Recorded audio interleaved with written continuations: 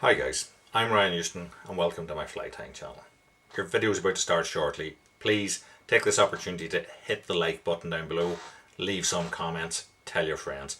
Interaction, likes, subscriptions help my channel to grow and help me to keep producing content for yourselves. If you're new to my channel, check out the other videos that I've got. There are over 500 videos at this stage, so there should be something there for everybody. Again, video is about to start. Hit that like button down below. Hi guys, so tonight we're going to tie, I suppose it's a classic almost rainbow fly, and that's a peach doll. What we're going to do is tie it in two ways. We're going to tie it forward, and then I'm going to show you how to tie it in reverse, and you can pick which one you prefer. So we're going to tie this on a size 10. This is a B130, I think. I'm going to use this sort of tanny orange Danville's 70 Dernier 6.0 Flymaster. So we'll add our tying thread onto the shank of the hook to create a base to tie on. And for tying this fly, what we're going to use is this peach wool. We take a strand of that. So wool tends to be multi-stranded. If you twist it apart, it'll separate.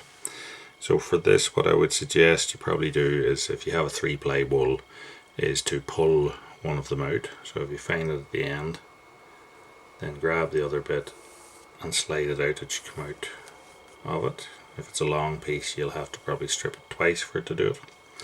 And the reason we're doing this is because otherwise it'll get quite bulky on you, and if you don't have a lot of control of the thread, that can create problems. So we take it, double it over, because this thing has a back, which is 2 strands of this, and a tail, which is 2 strands of it. And I'm going to come up not quite to the front.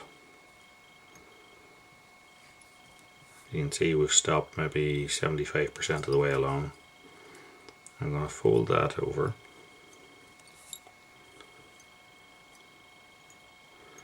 Pull it tight and tie back till it gets to the bend, and that's going to create our tail. The strand that we pulled out is going to be the dubbing or body, shall we say. So we'll tie that on and tie it back up to this point where we stopped tying our tail in. And I'm going to pull this back and tie it in. Again, same point, and then tie back over so you have no seam as such, and then bind this down towards the front. You can try and take the step out of that a little bit if you want. If you'd used the 3 strands, you would have ended up with quite a big step there.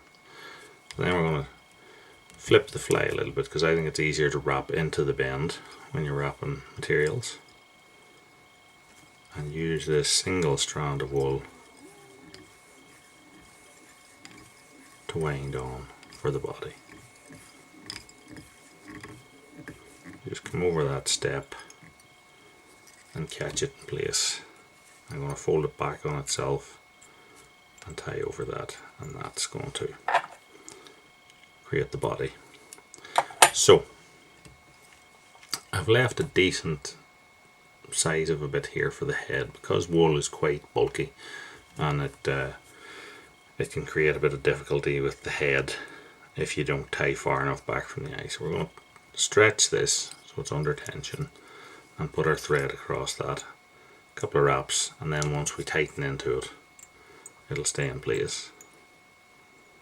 Wrap backwards with the head to begin with, and once we've got 4 or 5 wraps on, then we can tension our wool, slide sharp scissors down, and trim that off,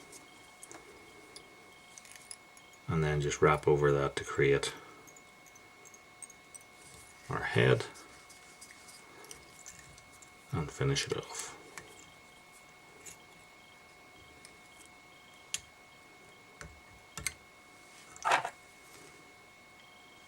Trim that, pull the tail back, so then whenever you cut it, the tail will all be even, and then it's time to varnish that. So you can use clear varnish or you can use super glue. I'm going to use a little bit of super glue here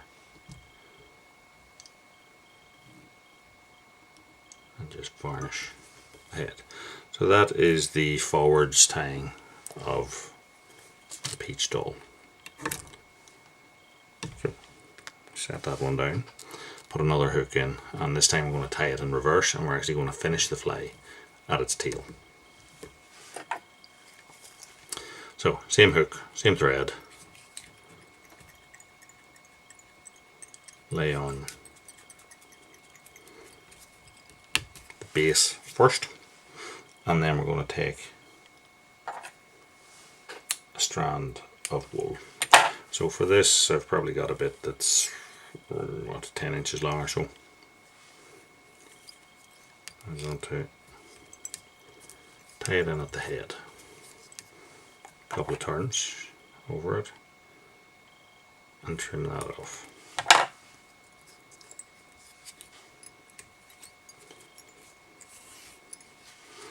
So now what I want to do is I want to create a loop here. So I'm going to fold this over, make a bigger loop than you think, because what I find is that it sort of tightens in on itself and you can be a bit short for the tail. So make a loop that's bigger than you actually need and tie that up on top. So what we would end up with here is like a loop sitting out the front of the fly.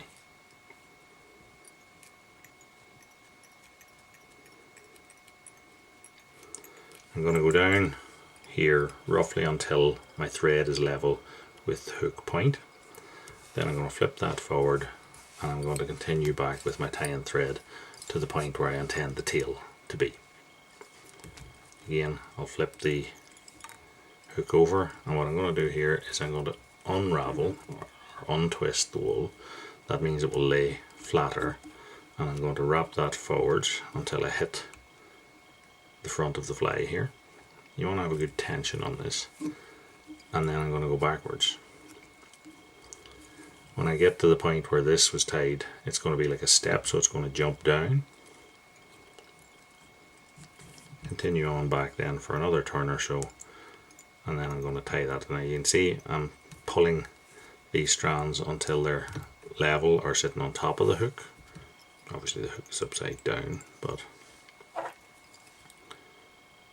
then trim that off tight, and all that remains now is we pull this back,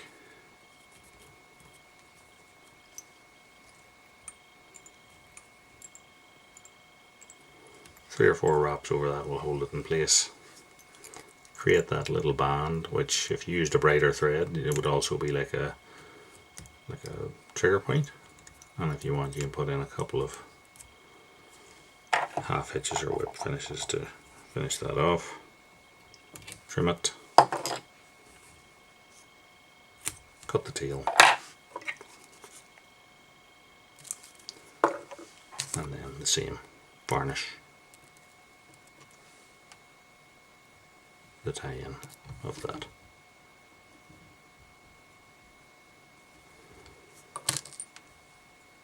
So, same fly, essentially, same pattern, but tied two different ways. This one you end up with the tie-in thread as the head, and this one you end up with it as the tail joint. So two ways of tying the same thing. Hopefully you liked the video, give you some ideas. If you did, give us a like, subscribe, tell your friends, check out all the other videos on the channel, and until next time, tight lines. Thanks for watching.